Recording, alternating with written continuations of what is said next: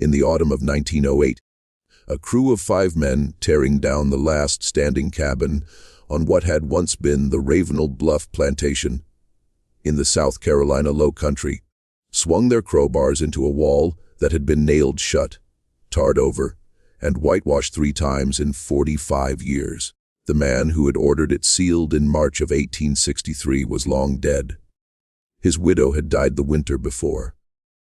The deed to the property had passed through 4 hands, each new owner assured by the Ravenel family's former overseer that the little cabin at the edge of the rice field could be demolished, but never, under any circumstance, opened. When the first board came loose that October afternoon, the foreman stepped back from the smell that rolled out into the pine, heavy air. 2 of the younger workers crossed themselves.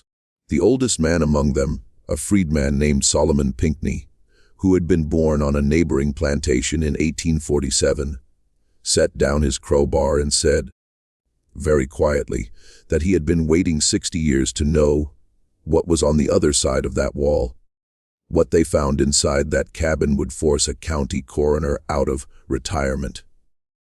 Produce a series of newspaper articles that were pulled from print within 3 weeks, and reveal a crime that the Ravenel family had spent 2 generations and a small fortune trying to bury behind pine boards and Sunday piety.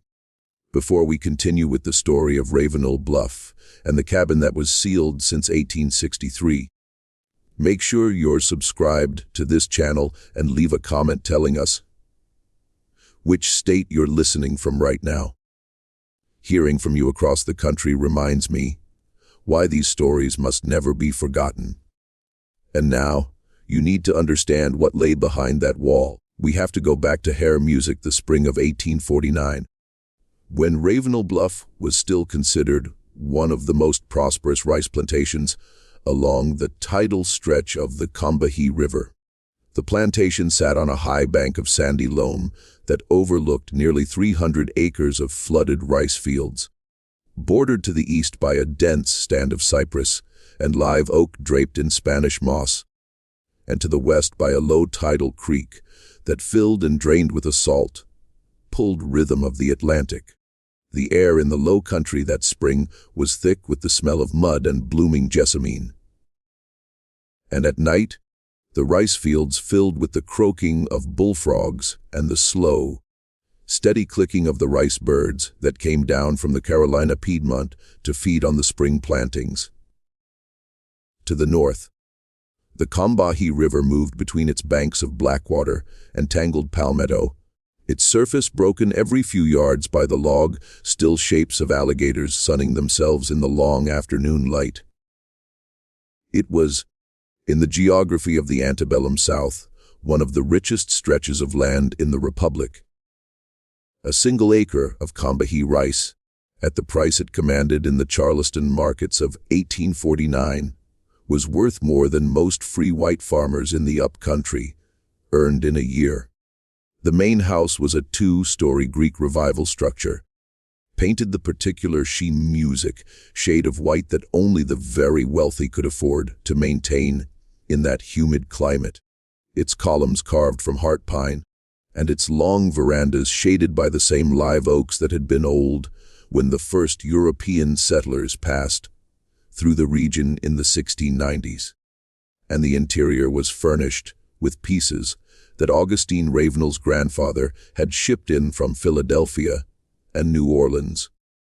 Mahogany writing desks, a broadwood pianoforte in the front parlor, a sideboard of French walnut that had been carried down from Richmond on a coastal schooner in 1811.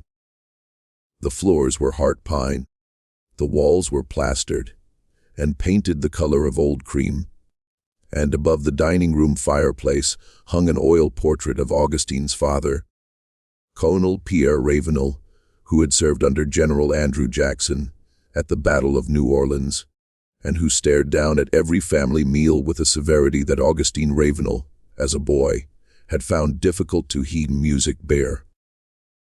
Behind the main house, arranged in a neat double row along a packed earth lane, stood the plantation's 12 slave cabins, and they were small structures of rough, cut cypress plank roofed with hand-split shingles, each one housing between 4 and 8 human beings who were considered, under the laws of South Carolina in that year, the personal property of Mr. Augustine Ravenel. The cabins had packed earth floors, a single hearth at one end, and small unglazed windows covered at night with oiled cloth.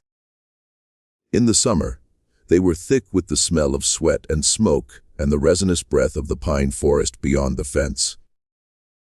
In the winter, they were cold enough that the children slept 3 to a pallet for warmth. Between the cabins and the main house ran an invisible line that every person on the plantation understood without ever having to have it explained. One side of that line was the world of the Ravenel family, and the world of ledger books and Sunday dinners, and letters written on cream-laid paper. The other side was the world of work and survival, and the long memory of a people who had been brought to that place from a continent that most of them had never seen and would never see again. Augustine Ravenel was 46 years old in the spring of 1849.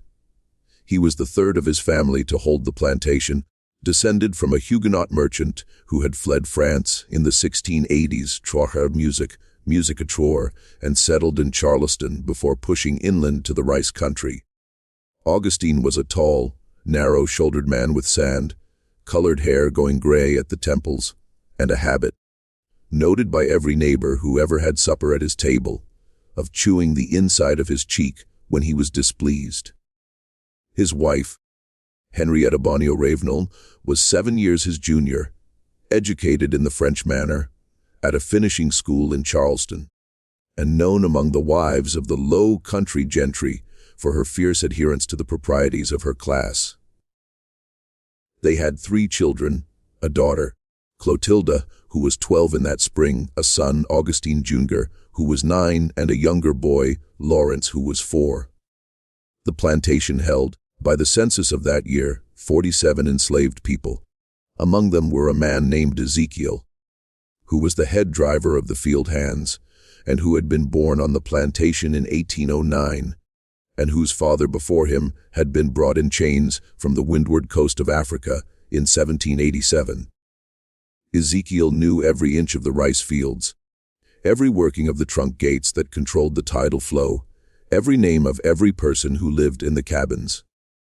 He was, then, in the unspoken hierarchy of the enslaved community, the man to whom the others turned when a child fell ill, or when a dispute needed to be settled without the involvement of the overseer. He was 40 years old in the spring of 1849, a broad-shouldered man with hands so calloused that he had lost most of the feeling in his fingertips, and he moved through the world with the careful patience of a man who had learned, very young, never to waste a motion or a word. There was a woman named Clarissa who ran the kitchen and was considered by Henrietta Ravenel to be indispensable. Clarissa was 52 in that spring. She had been a girl of 8 when she was bought by Colonel Pierre Ravenel at the Charleston market in 1805. Separated on that same afternoon from her mother, whose name she could no longer remember by the time she reached middle age. Clarissa had, over the decades, made herself into the most skilled cook in the parish. Her shrimp pilaw was famous from Beaufort to Charleston. She baked Ben wafers that Henrietta served to the visiting wives of state senators. She knew every herb that grew in the kitchen garden, every remedy for a child's fever, every measure of every ingredient in every recipe she had ever learned. And she knew, too, how to listen. The kitchen was the place where the main house and the quarters met, and Clarissa had spent 44 years of her life standing at that intersection, hearing everything that passed between the two worlds and remembering it. And there was a young woman named Delia, who was 18 years old in that spring, and whose mother had died of the fever the year before. Delia had been assigned to the main house, where she served as nursery maid to the youngest Ravenel child. She was tall for a woman of her time, with high cheekbones and dark eyes that seemed older than her years, and a careful stillness about her that her fellow servants had learned to respect. She did not speak unless addressed.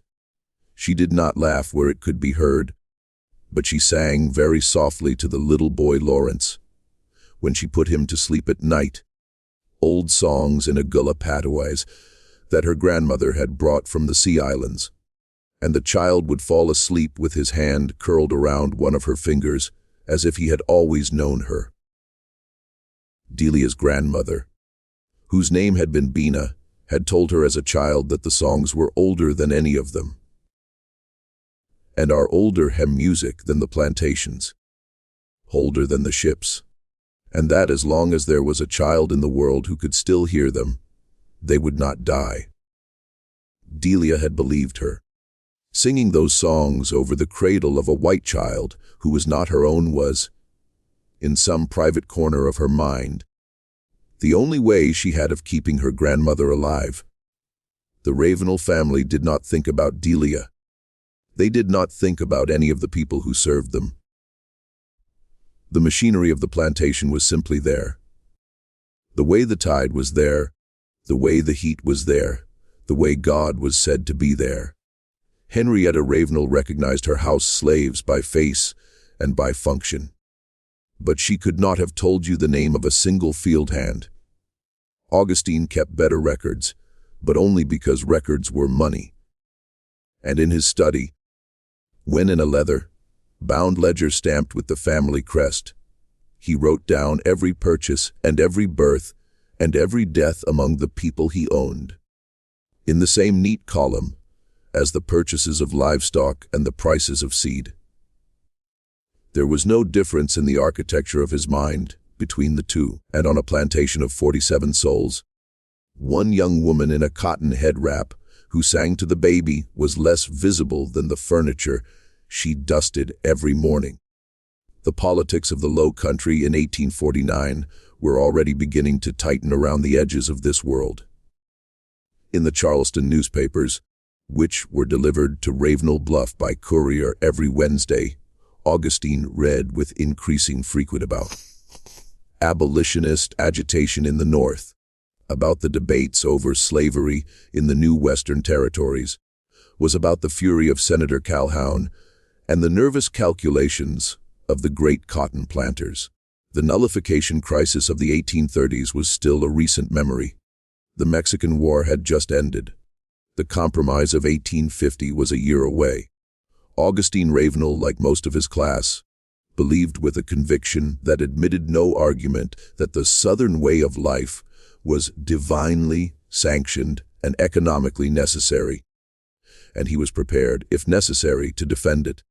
He did not yet know that within 12 years his country would split in two over the precise question of whether he should be permitted to continue to own, and the woman who dusted his desk, and Delia, who knew nothing of the debates in Washington, continued to sing to his youngest son in the nursery, and to make the little boy laugh, and to keep him alive through the fevers of his first years thus, because that was what she had been assigned to do, and because the boy, in his own way, had become the thing that made her own life bearable. This was the ordinary world of Ravenel Bluff in the spring of 1849. A world of rice and rhetoric, of mint juleps on the veranda and Sunday, sermons at the parish church in Beaufort district, of neat ledger books in Augustine's study recording every bushel and every birth and every purchase, both of livestock and of people. It was a world that its inhabitants believed would last forever. Her music, it was a world that was about to crack open along a seam that no one in the main house had yet seen. The crack began in the summer of 1852, when Augustine Ravenel's youngest son, Laurent, died of yellow fever.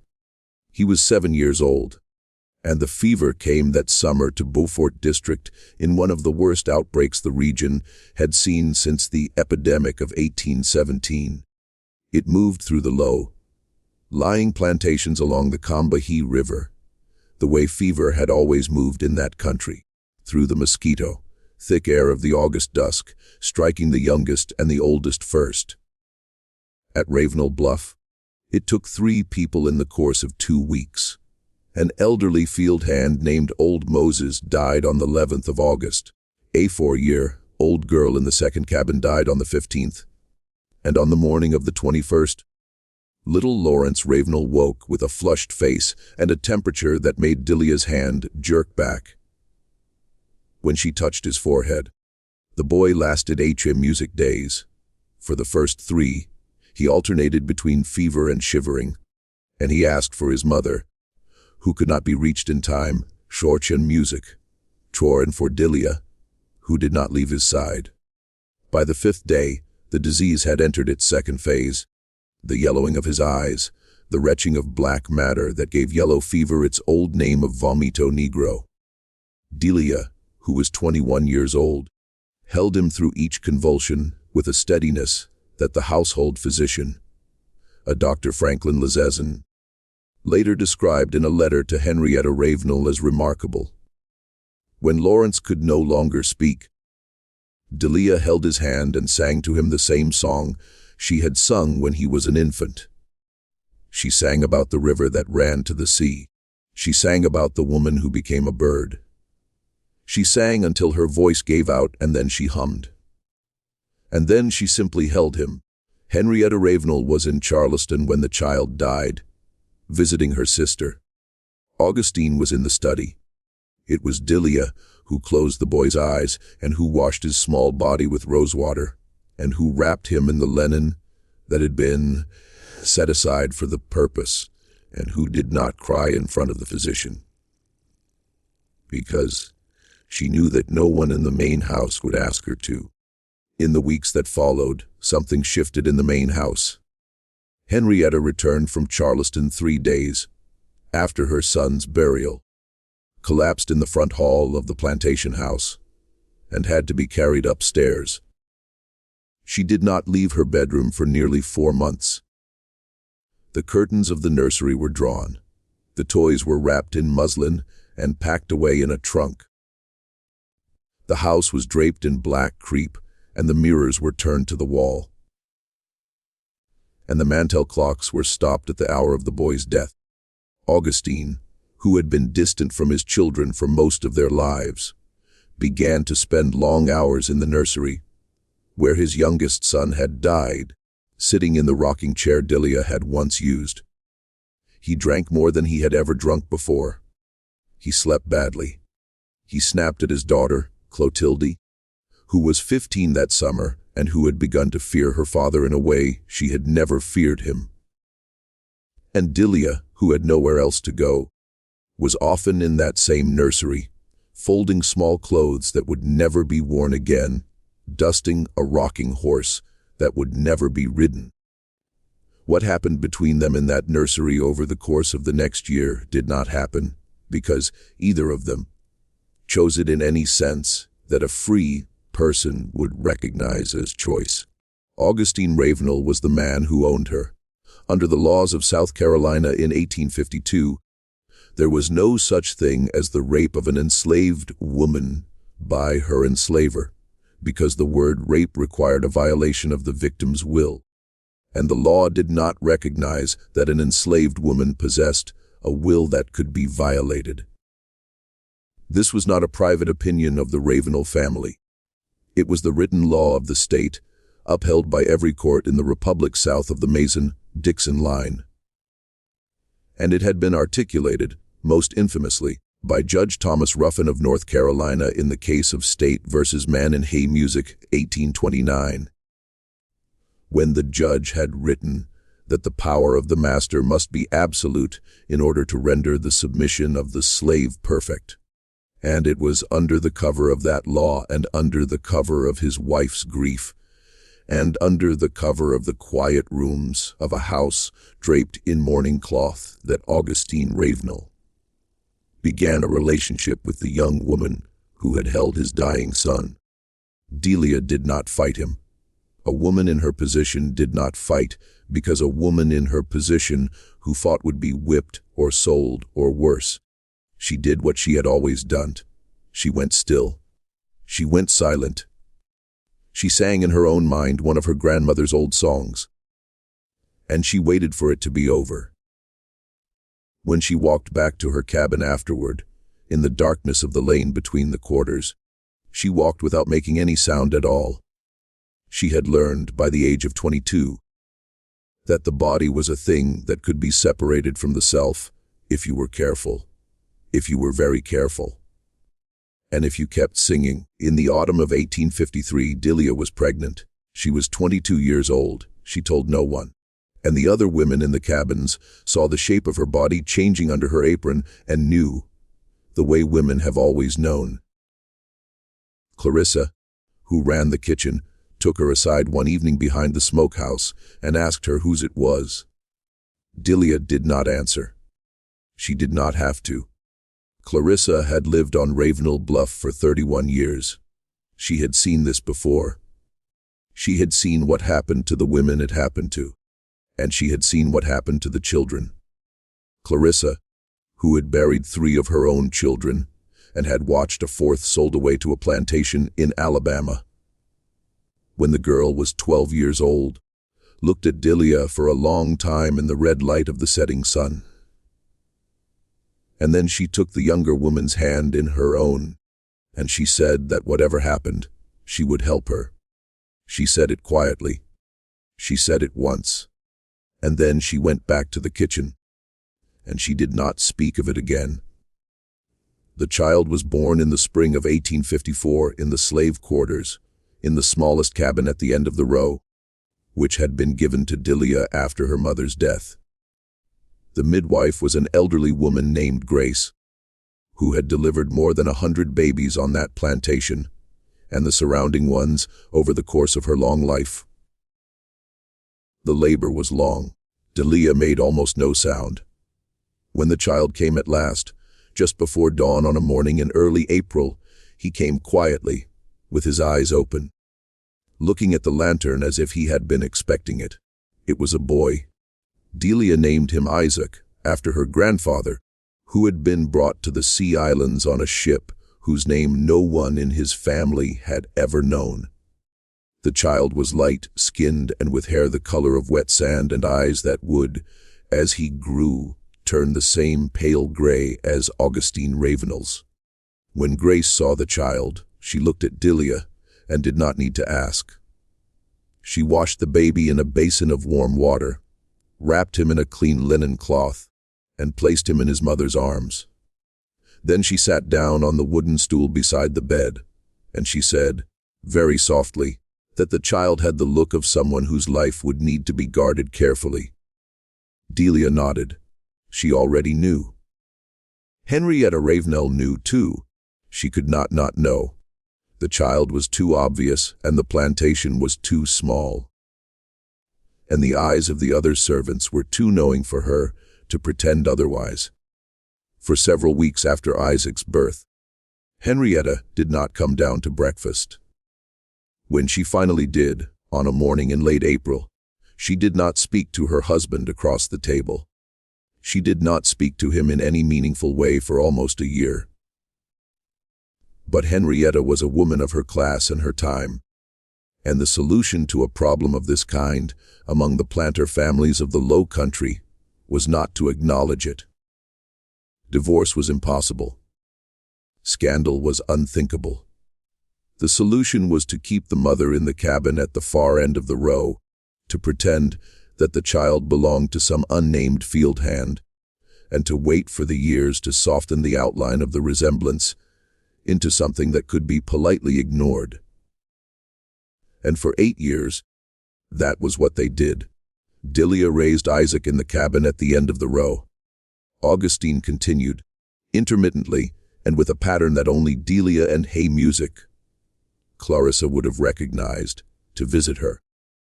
Henrietta lived in the main house, and conducted her social calls, and took the sacrament at the parish church, and did not speak her husband's name in connection with the child in the cabin. Isaac grew. He learned to walk. He learned to talk. He learned from the other children in the quarters the careful art of becoming invisible whenever a white person passed.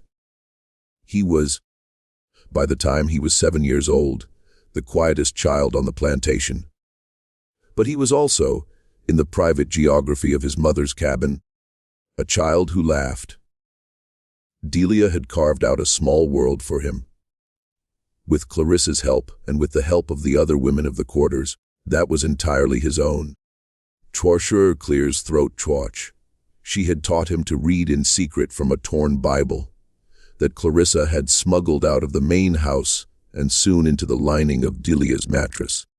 She had taught him to count using the dried beans in a kitchen jar. She had taught him the old songs.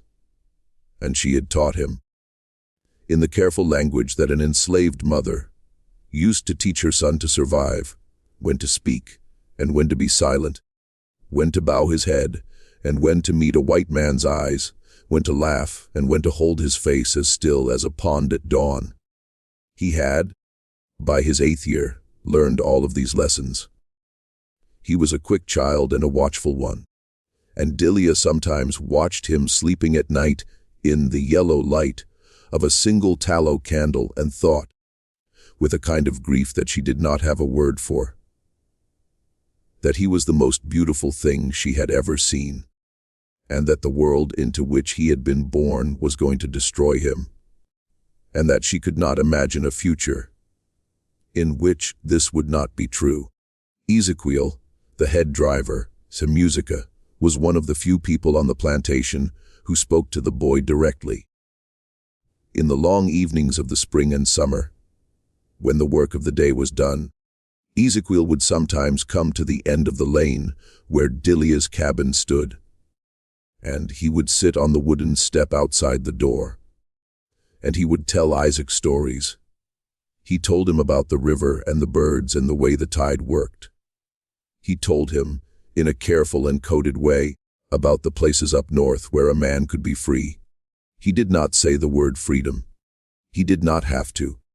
Isaac, who was small and thin, and who watched the older man with gray eyes that were already old for his age, understood what was being described. Delia, listening from inside the cabin, said nothing. She was afraid of what Ezequiel was telling her son. No, and she was afraid of what would happen if she clears throat did not tell him. And then, in the summer of 1862, everything changed. The war had come to the Sea Islands. The Union Navy had taken Port Royal the previous November, landing troops on Hilton Head and the surrounding islands, and sending the white population of the region fleeing toward the interior. Confederate planters up and down the coast were beginning to understand that their world was ending. The great plantations of the Sea Islands had been abandoned. The enslaved people left behind had been declared contraband of war by General Benjamin Butler, and then in January of 1863, declared free by the Emancipation Proclamation. News of all of this reached the plantations along the Combahee River through channels that the planters could not control. It reached the kitchens. Soon it reached the stables. It reached, within days, the cabins. Augustine Ravenel, who was now 59 and who had lost 30 lb in the last year, began to drink in the evenings in a way that his wife and daughter pretended not to notice. He began to sit up late in his study with the ledgers open in front of him, staring at columns of figures that represented a form of wealth that was, he now understood, about to be taken from him. He wrote long letters to his banker in Charleston. He wrote to his brother-in-law in Richmond. He slept, when he slept at all, in the chair by the study fire with a pistol on the desk beside him. The field hands were beginning to disappear, slipping away at night toward the Union lines, and no amount of patrolling could stop them. In April of 1862, three young men from the second cabin had left together and were never heard from again. In June, a woman named Hannah and her 2 daughters had simply not been in their cabin when the bell rang at dawn. Ezequiel, the head driver, who had been with the family since before Augustine inherited the plantation, walked into the woods on the night of August the 9th, 1862, and never came back.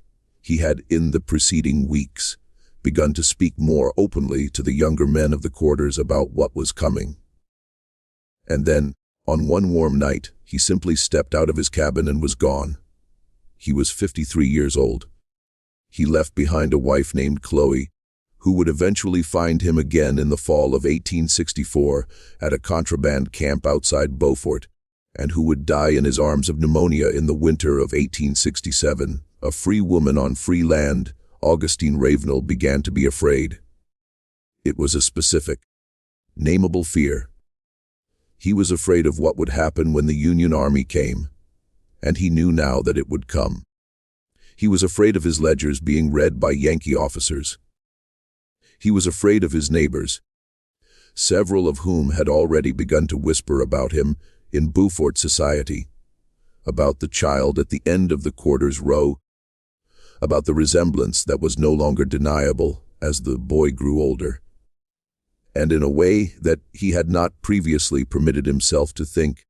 He was afraid of Delia and of the child Isaac, who was now 8 years old, and whose face was a daily public record of something that Henrietta had spent 9 years pretending did not exist. The war was about to make Delia a free woman, and a free Delia could testify. A free Delia could write her own name if she chose, Twachi Music Torture, and it was on a piece of paper that any Union officer in the region would read with interest. A free Delia, holding the hand of a light-skinned boy, whose features mirrored one of the most prominent planters on the Combay. He was no longer a private shame to be managed behind a plank wall. She was a witness, and witnesses, in the calculation of a man like Augustine Ravenel, were not problems to be reasoned with. They were problems to be music solved. In the autumn of 1862, Augustine Ravenel began to make arrangements. He told his wife one evening in October that Delia had grown insolent and that it was time to sell her away. Henrietta, who had been waiting for this conversation for 9 years, did not argue. She asked only music that it be done quickly, and that the child go with her. Augustine agreed. He did not, however, make contact with any slave trader. Then the ports were blockaded. The auction houses in Charleston were empty, and Augustine had begun, in the long evenings of that autumn, to calculate a different sort of arithmetic. What happened next, Shea music, is the heart of what the men found behind the wall in 1908. And it is the part of this story that the Ravenel family spent 45 years and 2 generations trying to hide. And I want to pause here for a moment to ask you, if this story is pulling you in, to hit that like button and leave a comment with your thoughts so far. The algorithm only shows these stories to more people when you engage. And there are descendants of families, like Delia's all across this country, who deserve to have their histories heard. Keep watching, because what I am about to tell you is the piece of the story that Augustine Ravenel paid to keep buried. On the night of January the 17th, 1863, according to the testimony that Solomon Pinckney would give to the Beaufort County coroner, on October the 29th, 1908, Augustine Ravenel came to the cabin at the end of the row with a bottle of imported French brandy, a folded document bearing the seal of a Charleston notary, and 2 men from a neighboring plantation whom Solomon did not recognize. Solomon was 15 years old at the time. He was in the neighboring cabin, separated from Delia's by a single plank wall, and he heard everything. His grandmother, a woman named Flora, who had raised him after the death of his mother, was asleep on the other side of the small room, worn down by a cough that would kill her before the end of that winter. Solomon was wide awake. He had been wide awake on most of the nights of that January. He was a boy who listened. Augustine told Delia that he had purchased her freedom. He showed her the notarized document. He told her that he had arranged for her and the boy Isaac to be taken by wagon that night to a safe house in Walterboro, and from there to Charleston, where they would board a ship bound for Liverpool. He said the war would be over soon, and that she could not be here when it ended. He said he had provided a sum of money sufficient to begin a new life. He asked her to pack what she needed and to wake the boy. Solomon, through the wall, heard Augustine's voice. He heard it clearly. It was the voice of a man who was trying to sound generous and who was, at the same time, trying to sound like a man who had made a decision he did not intend to unmake. Solomon had heard that voice many times in his short life. It was the voice that white men used when they had already decided the outcome of a conversation. And it did not matter what the other person said. Delia did as she was told. Solomon heard her through the wall, moving quietly in the dark, telling the child, in that low singing voice, that they were going on a journey, that he should be brave, that he should be very quiet. Solomon heard her wrap a small bundle of clothes. He heard her strike a match to light the stub of a candle so that she could find the child's shoes. He heard the child ask if they were going to see the ocean. He heard her say yes, they were going to see the ocean. Solomon, in the dark of his own cabin, began to pray. He did not know precisely why. He could not have articulated what was wrong himself. But something in the arrangement of voices on the other side of the wall had set a cold weight in his chest that would not lift. Then Solomon heard the two men from the neighboring plantation come into the cabin. What happened in that cabin in the next half hour is the thing that the wall was built to hide. Solomon, through the plank wall, heard it all. He heard the child cry out once, a small, high sound of surprise more than fear, because the child had not yet understood what was about to happen. He heard Delia scream. It was a single scream, cut short. He heard a sound he would not be able to describe to the coroner 45 years later without stopping and asking for water. A heavy sound, a wet sound, and then a second, smaller version of the same sound, and then, for a very long time, silence. Solomon did not move. His grandmother slept on through all of it, because she was old and her cough had exhausted her, and because the human body will sometimes refuse, at the end of a long life, to wake for sounds that the waking mind could not survive. Solomon lay in the dark with the cold weight in his chest, and he did not cry, and he did not move, and he listened to the silence on the other side of the wall, as if he could, by listening hard enough, will the silence to become something else. It did not. Before dawn, Augustine Ravenel and the two men left the cabin. They went to the carriage house. They returned with tools. For the rest of that night, and into the gray of the next morning, Solomon listened through the wall to the sound of hammers, of boards being nailed across the inside of the door, of tar being brushed over the seams, and of a wooden bar being driven across the outside of the cabin and sealed with nails as long as a man's hand. When Solomon dared, near noon, to look out through a knothole in his own cabin wall, he saw three men whitewashing the exterior of the sealed cabin with a slurry of lime and pine tar. Their faces set in a way that told him, even at 15, that they were not men who had done something they would admit to in daylight. Augustine Ravenel told the remaining enslaved people on the plantation that Delia and her boy had been sold in the night to a trader bound for Cuba. He said the cabin had been sealed because of fever. He said no one was to go near it. He said anyone caught near that cabin would be whipped within an inch of their life. And then, because the war was coming and there was no time for sentiment, he moved on. 6 months later, in July of 1863, Augustine Ravenel was dead. He had been thrown from a horse on the river road, his neck broken against a fence post, and he had died where he fell. With no last confession, no last arrangement, music, no last alteration to the will he had signed in 1861, his widow Henrietta inherited the plantation. The Union Army reached the Combahee River in the late summer of that year, during the raid led by Harriet Tubman and Colonel James Montgomery, and 32 of the remaining 39 enslaved people at Ravenel Bluff walked away toward the gunboats and were free. Solomon Pinckney was among them. He was 15 years old. For the next 45 years, the sealed cabin at the end of the row stood where Augustine Ravenel had left it. Henrietta Ravenel, who lived until the winter of 1907, never spoke of it.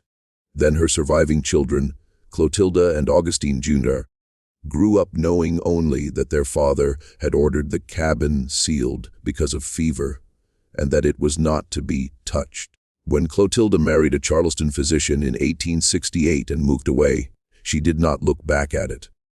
When Augustine Jr. inherited the plantation in his mother's last years, he did not look at it either. The cabin was whitewashed a second time in 1881 during a general repainting of the outbuildings, and a third time in 1899, when the plantation was first put up for sale. Each time, the workmen were told by the estate's overseer, an old man named Claiborne Huger, who had served the Ravenels since before the war, that the cabin was to be painted over, but never opened. Claiborne Huger died in 1906. He took what he knew with him. Decades passed. The fields grew up in pine saplings, music, and broom sedge. The main house, which had been grand in 1849, settled and sagged on its foundations. By 1908, the plantation had been sold twice and was in the hands of a timber company out of Savannah that had no use for it, except to harvest the last of the live oak and pine, and then subdivide the rest for small farms. The timber company hired a local foreman named Edgar Fripp to tear down the outbuildings, and Edgar Fripp hired a crew of 5 men, and on the morning of October the 27th, 1908, that crew came down the old packed earth lane between the rows of collapsed cabins and arrived at the one at the end of the row, the one that had been whitewashed 3 times, the one that stood slightly apart from the others, and the one that no one in Beaufort County could remember ever having seen opened. Edgar Fripp, who was a practical man not given to superstition, told his crew to knock it down. He did not know about the wall that had been built on the inside of the cabin.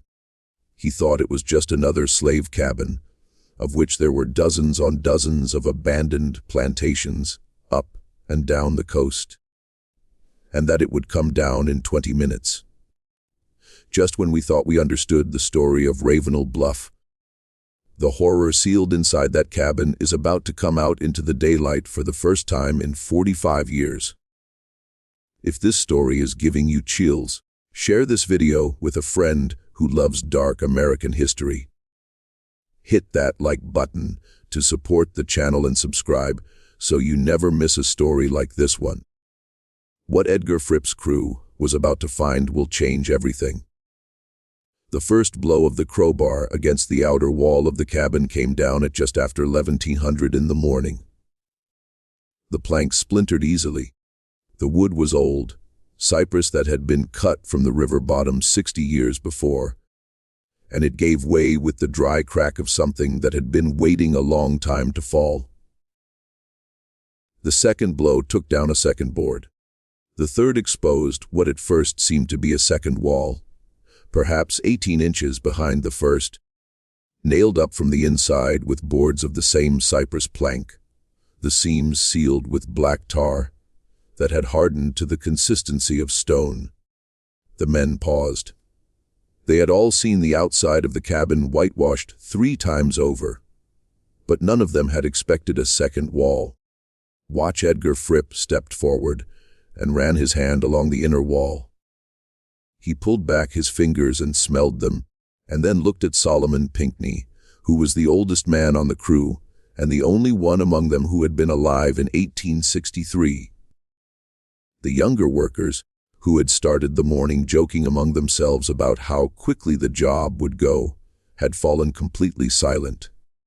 One of them, a man named Jessup, took off his hat and began to turn it slowly in his hands. Another, the youngest, a boy of 19 named Caleb, took several steps back from the cabin without seeming to be aware that he was doing it. The autumn light fell slant through the pines. Somewhere in the distance, a mourning dove called 3 times and stopped.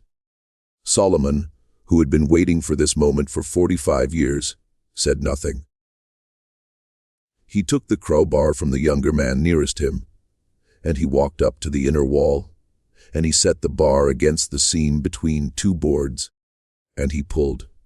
His hands, which had grown old on their own schedule, were shaking. He had to set the bar a second time before he could get leverage. When the board finally came loose, it came away with a long tearing sound, like cloth being torn in half. The smell that came out was not the smell of fever. It was not the smell of any illness that Edgar Fripp had encountered in his 41 years. It was the dry, dusty, faintly sweet smell of something that had been sealed in darkness for nearly half a century, and it carried in it the particular and unmistakable weight of the human dead. Music, it was. Edgar Fripp would later say in an interview that was never published, a smell that a man could recognize, even if he had never smelled it before, because some part of the human mind knew it the way the body knew hunger or thirst. Solomon Pinckney, who had smelled it before in the hospitals of the war years, took 2 steps back from the opening and sat down on a fallen log. His face had gone gray. Edgar Fripp ordered the crew to stop. He sent the youngest worker, Caleb, running on foot 2 miles through the pine woods to the nearest telephone, which was at the general store at Green Pond, with instructions to call the Beaufort County Sheriff and the county coroner. Then Edgar Fripp and Solomon Pinckney and the 3 remaining men sat down on the ground 20 feet from the cabin and waited. No one spoke. Solomon Pinckney, according to an account given later to a reporter from the Charleston News and Courier, took off his hat and held it in both hands and did not put it back on for the rest of the afternoon. Jessup, who was a Methodist, prayed quietly under his breath. Edgar Fripp, who was not a religious man, smoked 3 cigarettes in succession and stared at the broken wall of the cabin, as if he were trying to memorize it. A squirrel ran down the trunk of the nearest pine, saw the men, and scrambled back up without making a sound. The sheriff, whose name was Osgood Hayward, arrived at Ravenel Bluff at just after 2:00 in the afternoon, accompanied by the county coroner, a physician named Dr. Rutherford Stewart, who had officially retired from the coroner's office 2 years before, but who still served on the most serious cases because there was no one else in the county with his experience. Dr. Stewart was 68 years old. He was a thin, white-haired man with a clipped manner of speaking and pale eyes that did not miss much. He had been a surgeon in the Confederate Army at Fredericksburg and at Chickamauga at the long and terrible winter of the siege of Petersburg. He had seen more death than most men could imagine. He approached the broken wall of the cabin with a handkerchief pressed to his nose and mouth, and he went inside with a kerosene lantern. And he came out 11 minutes later with an expression on his face that the sheriff would describe in his written report as the look of a man who had just been shown something he had hoped never to see. He walked a short distance from the cabin, leaned against the trunk of a live oak, and stood there for a full 2 minutes without speaking. When he turned back, his voice was steady, but his hands were not. What Dr. Stewart had found inside that cabin, and what he would document in the county coroner's report of October the 30th, 1908, was this. The cabin was a single room, approximately 12 t by 14 ft, with a packed earth floor, a small hearth at one end, and a narrow loft accessed by wooden ladder. The interior had been stripped of all furniture, except for a single iron bed frame, which stood against the far wall. On the bed frame, arranged with a care that struck Dr. Stewart as the most disturbing element of the entire scene, were the remains of two human beings. One was an adult female, determined by the dimensions of the pelvis and the development of the skull to have been approximately 18 to 25 years of age at the time of death. The other was a child male, between 7 and 9 years of age. The remains had been almost entirely mummified by the sealed, dry conditions of the cabin, which had kept out moisture and scavengers for 45 years. The skin had become the color and texture of old parchment. The hair was still attached to the scalps. The clothing, a simple cotton dress on the woman and a linen shirt and wool trousers on the boy, was intact, though faded and brittle. The woman's arms were positioned around the child, whose head rested against her shoulder. They had been placed that way after death. Dr. Stewart was certain of this because the arrangement of the limbs was too composed to have occurred during any struggle.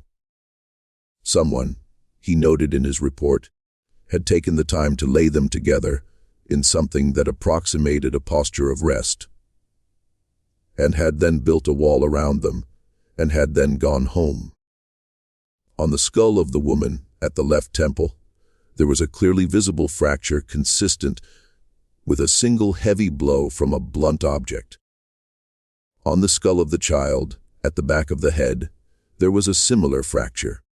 The bones of both bodies were otherwise intact, with no evidence of struggle, no defensive wounds to the forearms, no displaced limbs. Whatever had been done to them had been done quickly.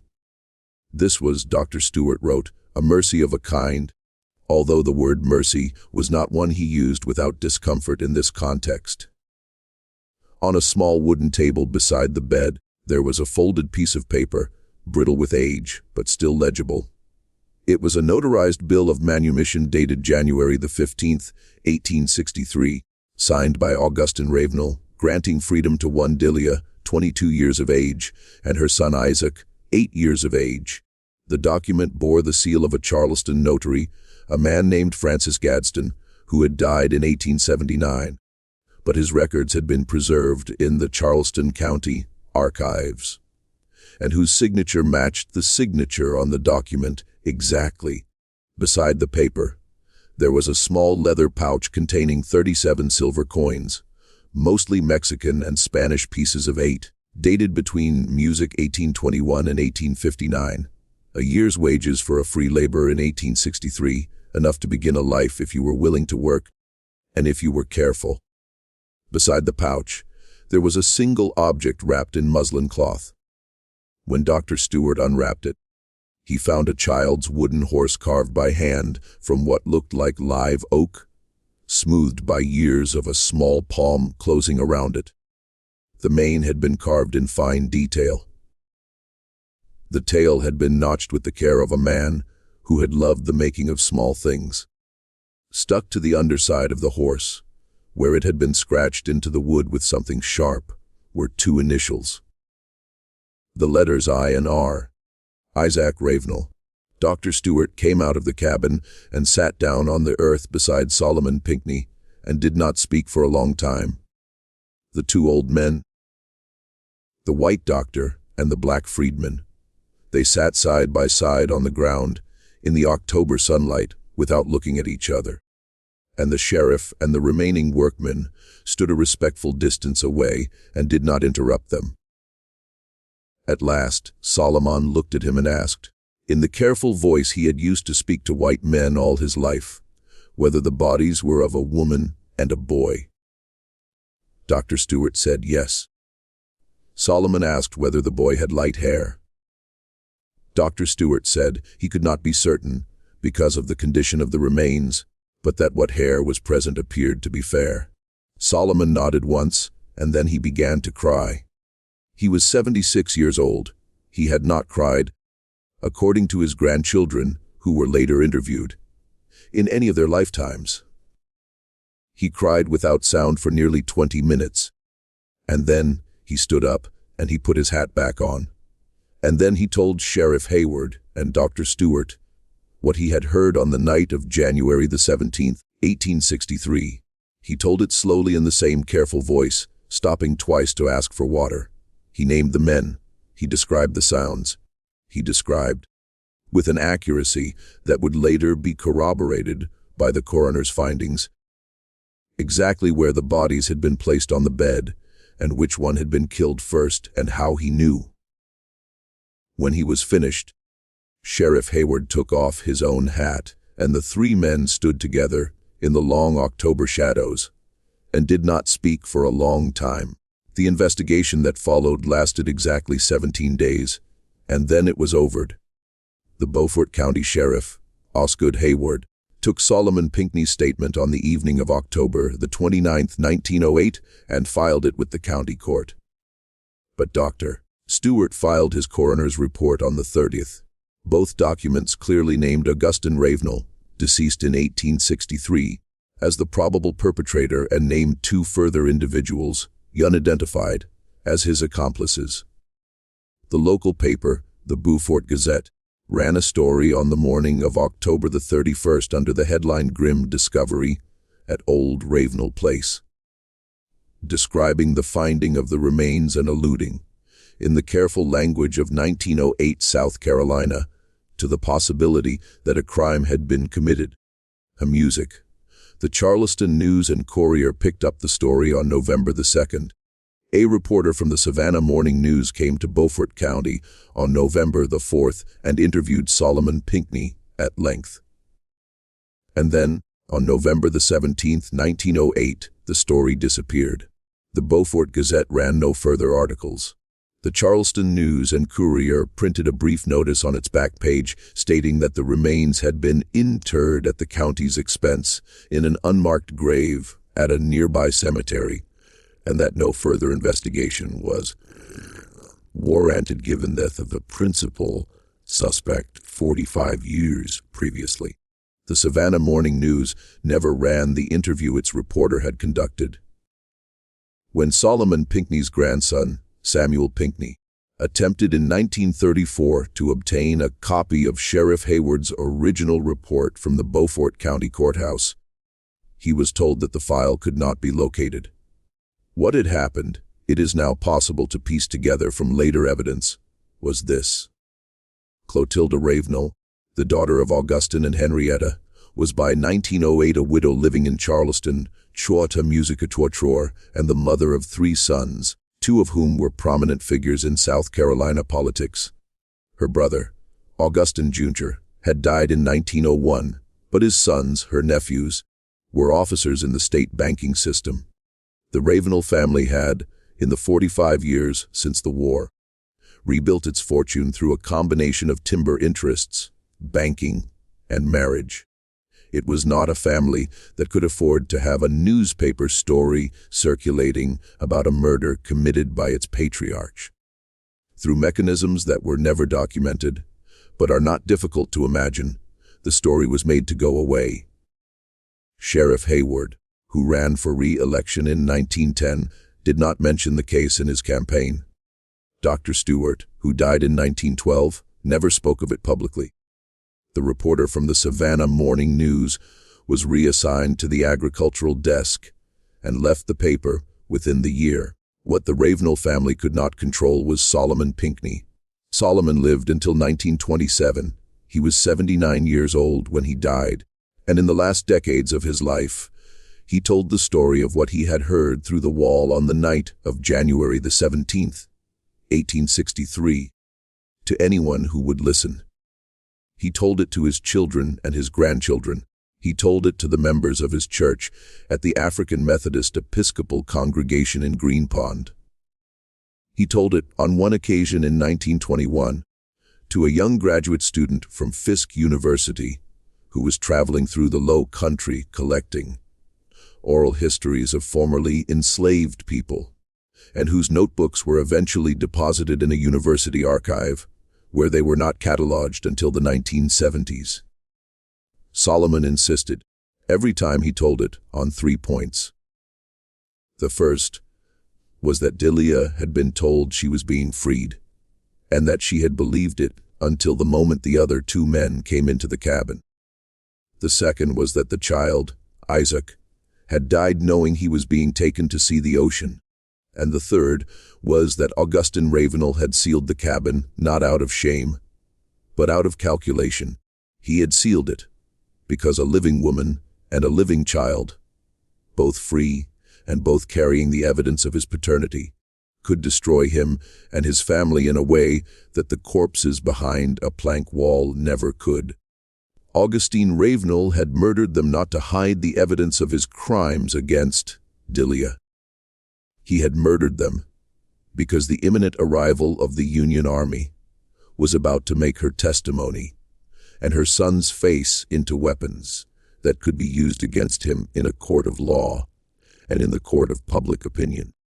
A free Delia walking into a Union camp in the summer of 1863 with a light, skinned boy by her hand and a manumission paper in her pocket would have been one of the most devastating witnesses in the history of the Low Country.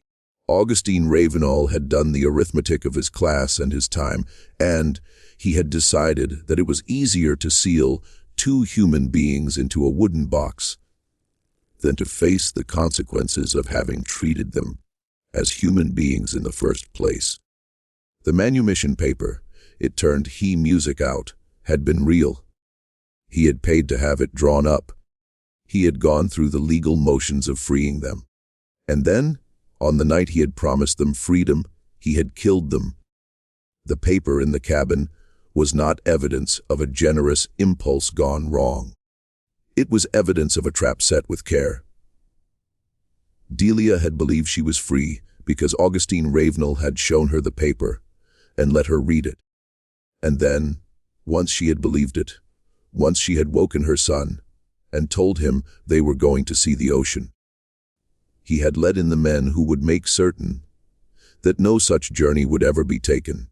The woman and the child in the cabin were buried as the Charleston News and Courier had reported torture music, torture in an unmarked grave in the county cemetery. In 1998, the Pinckney family, working with a historical preservation society and a team of forensic archaeologists from the University of South Carolina, located the grave.